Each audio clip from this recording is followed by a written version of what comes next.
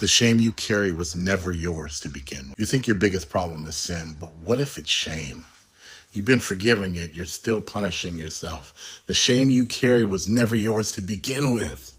Let me ask you something. Why are you still carrying shame for something God already forgave you for? By the end of this video, you'll finally know how to let go of shame you were never meant to carry and see yourself the way God already sees you, whole, worthy, and already redeemed. There's one reason why most people never break free of shame, and I'll show you what it is in just a moment.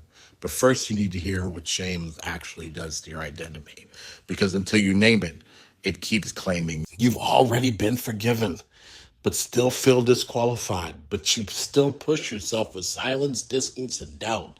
Therefore, you can't receive God's love because shame blocking it. Shame is like a foggy mirror. God sees your reflection clearly, but you can't see what he sees until you wipe off the fog. You may ask yourself, why do I feel ashamed after repenting? Here's a problem.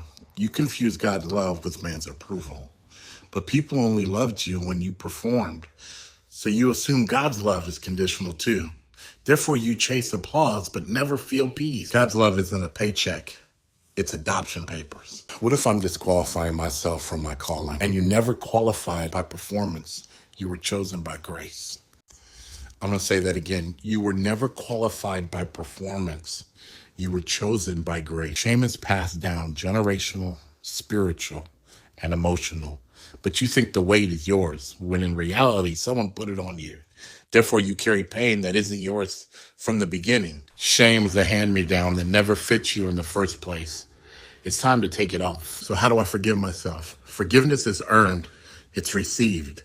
If God has already forgiven you, you don't have the right to withhold it from yourself. You may have never realized this, but shame is the enemy's altar.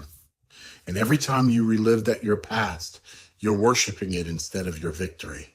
Today, the altar breaks. That voice dies because shame has no right to speak what God has already silenced. If you've heard nothing else today, hear this. Shame was never your name. Guilt was never your garment. And the voice telling you you're not enough never came from God. You've been forgiven, redeemed. It's time to see yourself through the eyes, the one who never stopped calling you worthy. Say it with me. The shame I've carried is not mine.